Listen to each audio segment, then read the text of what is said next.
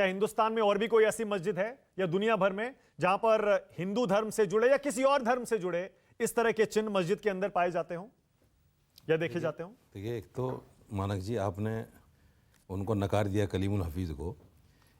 इस बिल का सेक्शन 42 पढ़िए आप। सेक्शन 42 ये कहता है कि अगर उस वक्त में कोई कानूनी प्रक्रिया उस मजहबी मकाम पर चल रही है तो वो भी ख़त्म हो जाएगी और आइंदा उस पर कोई कानूनी कार्रवाई नहीं की जा सकती। ये सेक्शन 42 कहता है। ठीक है। सेक्शन 3 इसका ये कहता है कि अगर किसी वजह से ये भी साबित हो जाए कि मंदिर तोड़कर मस्जिद बनी है या मस्जिद तोड़कर मंदिर बना है तो भी आप उसका कैरेक्टर चेंज नहीं कर सकते, ये सेक्शन 3 कहता है। तो आप मुझे बताइए, सारा घमासान जो हो रहा है ये क्यों?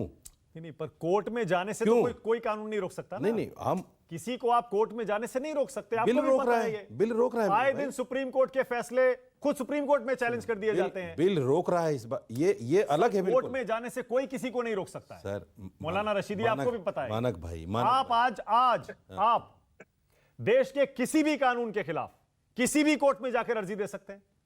यह आम आदमी का बेसिक अधिकार होता है, बुनियादी अधिकार होता है। मान लिया मैंने। कोर्ट में जाने से आप किसी को नहीं रोक सकते। अरे सुन तो लीजिए, हमारी भी तो सुन लीजिए। वो चले गए ना उपाध्याय जी। हाँ, यही तो उन्होंने कोर्ट में जाके कहा है। और वो हर चैनल पे, आप सारे चैनलों की बाइट निकालिए उपाध्याय की, वो सबसे पहला जो सवाल करते हैं वो यही करते हैं कि साहब ये बिल हमें कोर्ट में जाने से रोकता है। सबसे पहला उनका सवाल यही होता है। कोई बात नहीं ना, तो साहब कोर्ट ये तय बिल कर हमें देगा। कोर्ट में जाने से रोकता है। मुस्लिम पक्ष भी गया था ना कि वीडियोग्राफी गलत हुई, लोअर कोर्ट की कार्रवाई को बंद कर दो। सुप्रीम कोर्ट ने क्या कहा? आप एक बात डिस्ट्रिक्ट बताइए, जज तय कर देंगे। आप एक बात बताइए, सुप्रीम कोर्ट ने क्या कहा? जब आप मेरे खिलाफ कोर्ट जाएंगे तो मुझे तो लामहला जाना पड़ेगा, जवाब तो देना पड़ेगा। तो जाइए। हाँ, तो क्या दिक्कत है? मैं गया नहीं ना, मुस्लिम पक्ष नहीं गया। नहीं गया मुस्लिम पक्ष को। मुस्लिम पक्ष जवाब देने के लिए गया। मुस्लिम पक्ष चैलेंज किया मुस्लिम पक्ष ने सुप्रीम कोर्ट में। क्या चैलेंज किया है? मुस्लिम पक्ष बाकायदा सुप्रीम कोर्ट गया ये चैलेंज करते हुए कि ये केस गलत है। ये केस गलत है। हाँ, ये नहीं होना चाहिए। तो मैं करूंगा। सुप्रीम कोर्ट ने क्या कहा? अगर आप मेरे खिलाफ गलत धाराएं लगाएंगे तो मैं कोर्ट जाऊंगा कि ये धाराएं कोई दिक्कत नहीं है उसमें। धाराएं गलत है। मैं कह रहा हूं बिल्कुल सही है, जाना चाहिए। संवैधानिक अधिकार है, बिल्कुल जाना चाहिए। मेरा संवैधानिक अधिकार है। लेकिन मैं कह रहा हूं, अगर सुनिए मौलाना साहब जो वीडियो में दिखाई दे रहा है उस पर मुझे सर मेरी एक बात सुनिए। एक आदमी कानून का उल्लंघन करके कोर्ट जाता है, आप उस पर तो एक बार भी नहीं बोल रहे कि ये गए कोर्ट जाने से कानून का उल्लंघन नहीं होता। मौलाना साहब, अगर मुस्लिम पक्ष अपने दिफा में अपने जवाब देने के लिए गया है तो उस पर 10 सवाल खड़े नहीं, कोई सवाल नहीं है। साहब क्यों गए हैं? ना कोई सवाल नहीं। ना नहीं, आप मुझे मिसकोट कर रहे हैं। मैंने कहा ना, मैंने कहा 10 बार कलीमुल हफीज को भी टोका। मैं बता देता हूं, मैं बता देता हूं, मैं बोल देता हूं। अब सुन लीजिए, अब हमारी भी सुन लीजिए, हमारी भी सुन लीजिए के जवाब में गए। मौलाना साहब बात को घुमाइए मत। दो बातें, एक हिंदू पक्ष कोर्ट गया उसको पूरा हक है। दो नहीं हक है। मैं बता रहा हूं, हम यही तो कह रहे हैं कि हक नहीं है। नहीं तो कोर्ट तय कर देगा। ये बिल कहता है कि हक नहीं है। सर कोर्ट तय कर देगा कि कोर्ट जाने का हक किसी को है या नहीं है, किसी भी कानून के खिलाफ। दूसरा, जो मुस्लिम पक्ष कोर्ट गया उसको भी पूरा हक है। लेकिन मैं दूसरी बात कह रहा हूं सर, आप ये कानूनी पचड़े में जो अपने तर्कों को घुमा रहे हैं उसे मत घुमाइए, क्योंकि ये बहस पुरानी हो गई, ये 15 दिन से चल रही है। अच्छा। मैं कह रहा हूं जो वीडियो में दिखाई दे रहा है इस पर भी कुछ कहिए। क्या हिंदुस्तान में, पूरी दुनिया में कोई मस्जिद है जहां पर इस तरह हिंदू धर्म से जुड़े या किसी और धर्म के चिन्ह मिलते हो? आप मुझे बताइए ना, जब मामला कोर्ट में है तो कोर्ट तय कर देगा। ये देखिए त्रिशूल बना हुआ है। नहीं, आप मुझे मस्जिद के अंदर इन निशानों का क्या मतलब है? मुझे आप बताइए भाई, ये मामला कोर्ट में है, कोर्ट तय कर देगा। और एक सीधा जवाब, बिल्कुल सच्चा और अच्छा जवाब। अभी कह रहे हैं कोर्ट तय कर देगा, अभी कह रहे थे कोर्ट जा ही नहीं सकते। कलीमुल हफीज ने, अभी आप अपनी बात काट रहे हैं। कलीमुल हफीज ने जो कहा है वो सत्य है कि ये दीन इलाही का मरकज था और अकबर ने उस दीन इलाही को इस तरह से बनाया था ताकि उसमें हिंदू, मुस्लिम, सिख, ईसाई और वो सारी चीजें लेकर चलता था। किसी और मस्जिद में ये निशान मिलेंगे क्या? अरे भाई, हिंदू धर्म से जुड़े हुए निशान किसी और मस्जिद में मिलेंगे? अकबर का जो मरकज होगा उसी में तो मिलेंगे। जहां मरकज नहीं होगा वहां क्यों मिलेंगे भाई? और कोई उदाहरण दीजिए ऐसा। अगर मैं सिख हूं, अगर मैं सिख कम्युनिटी से आता हूं तो उसमें मेरे चिन्ह मिलेंगे। अगर आप हिंदू कम्युनिटी से आते हैं तो आपके चिन्ह मिलेंगे।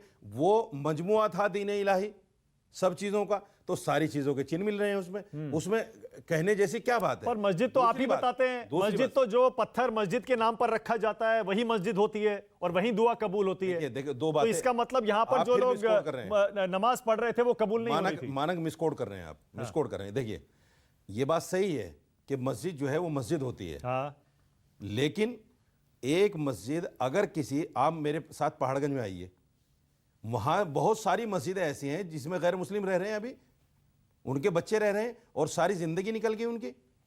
घर बना रखा है उन्होंने, एमसीडी के स्कूल तक चल रहे हैं मस्जिद में, होटल बना लिए लोगों ने मस्जिद में।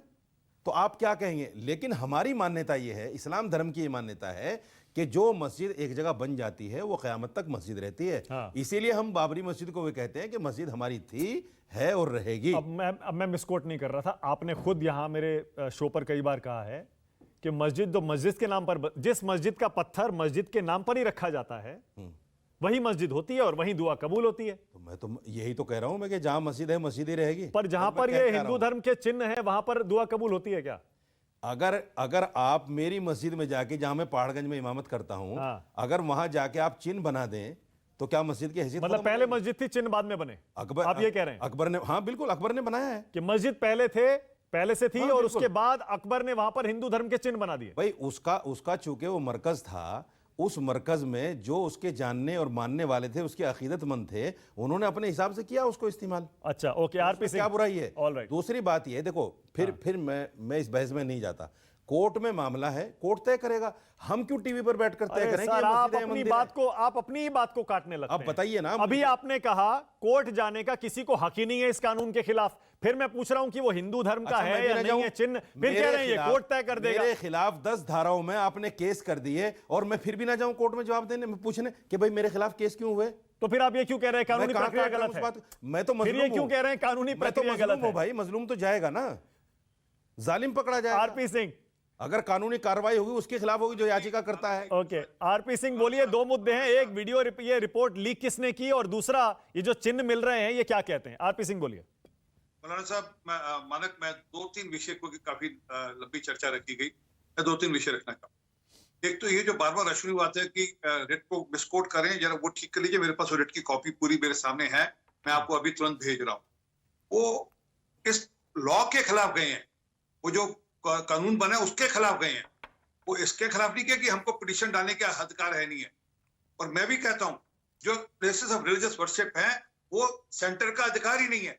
आप कृपा कर देश का संविधान पढ़ लीजिए, वो स्टेट का अधिकार है। तो ये थोड़ा लीगल पॉइंट भी समझ लीजिए, और मैं आपको तुरंत भेज रहा हूँ साथ साथ, ताकि डिबेट के अंत तक आप उसको समझ लें और आप इनको बता देंगे कि अश्विनी उपाध्याय की रेट क्या है। पहली बात।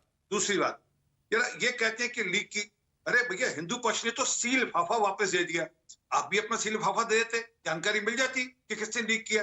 इन्होंने तो अपना सील लिफाफा नहीं दिया, हिंदू पक्ष ने अपना सील लिफाफा वापस दे दिया कोर्ट को, ये हमारा सील लिफाफा है, हमने नहीं खोला सील लिफाफा। तीसरी बात, असली मुद्दे पे क्यों नहीं आ रहे कि वो दिख रहा है शिवलिंग है, आप उसको बार बार अपनी तरफ से फुहारा बनाने की कोशिश कर रहे हैं। वो बताइए ना जी वो शिवलिंग है या नहीं है। और चौथी बात, जो आप त्रिशूल की बात कर रहे हैं, अरे भाई ये तो औरंगजेब की अपनी दास्तान में लिखा हुआ है, औरंगजेब की अपनी बायोग्राफी में लिखा हुआ है कि हाँ उन्होंने ये मस्जिदें तोड़वाई थी, ये मंदिर तोड़वाए थे और मस्जिदें बनवाई थी, ये अब उसको अकबर तक ले गए। सच नहीं बात करेंगे कि वो जो मस्जिदें बनाई गई वो मंदिरों को तोड़कर बनाई गई, ये साफ है, इसमें क्या शक है। कुतुब मीनार में ऐसी कई सारी सबूत आए हैं कि वो तोड़कर बनाए गए। औरंगजेब के कौन से फरमान में लिखा है कि उसने ज्ञानवापी मस्जिद तोड़ी है? टोका नहीं दोस्त, किसी को नहीं टोका। मौलाना साहब आप टीवी में बता दीजिए ना कौन से फरमान में लिखा है, उसका हवाला दे दीजिए ताकि देश को पता चल जाए। भाई साहब देश को पता चल जाए ना लिंचिंग मत करिए स्टूडियो में कि औरंगजेब के कौन से फरमान में लिखा है कि उसने ज्ञानवापी मस्जिद तोड़ी है। ओके आरपी सिंह, आप बता दीजिए कौन से फरमान में लिखा है ताकि देश को पता चल जाए। अच्छी बात जानी चाहिए ना लोगों तक। उसका हवाला दे दीजिए, किताब का नाम बता दीजिए और उसका पेज नंबर बता दीजिए, उसका अध्याय बता दीजिए कौन सा है, ताकि देश को पता चल जाए। ऑलराइट, बोलिए आरपी सिंह बोलिए। हो सकता है हमें भी पता ना हो, आपके जरिए पता चल जाए। आपको तो बहुत कुछ पता है, पर आप पता होने के बाद भी जानकर अज्ञानी बनने की कोशिश। अरे बता दीजिए ना मेरे भाई, बताने में क्या दिक्कत है आपको? जब आपको पता है कि फरमान में है तो कौन से फरमान में है बता दीजिए। सुनिए ना, बोल रहे हैं, बता दीजिए ना क्या दिक्कत है। बोलिए आरपी सिंह बोलिए, जवाब तो सुनिए उनका। हाँ नहीं, पहले तो यही पता कर लें कौन से फरमान में है, बता तो दें। बोलिए आरपी सिंह, हवाला दे दीजिए, उसका किताब का नाम बता दीजिए। तो मेरी बात, ये लिंचिंग हो रही है, मैं लिंचिंग पे, अगर ये लिंचिंग करते रहेंगे तो मैं नहीं। भाई साहब किताब का, मैं सिर्फ किताब का नाम पूछ रहा हूँ, लिंचिंग आपने पूछ लिया ना, अब उनको जवाब तो दे कौन सी किताब में है, कौन से पेज पर है, अब एक मुझे बता दीजिए ताकि मैं भी पढ़ लूं। मौलाना साहब, हो सकता है मेरा ज्ञान अधूरा हो, मौलाना साहब एक सवाल 10 बार पूछ मानक भाई गलत। आप एक सवाल 10 बार पूछ, 10 बार नहीं पूछ रहा हूँ, आपने 10 बार जवाब देना बनता है। आपने 10 बार पूछ लिया। इन्होंने एक बात को गलत कोड किया है औरंगजेब की तरफ। मेरा काम मुझे करने दीजिए ना।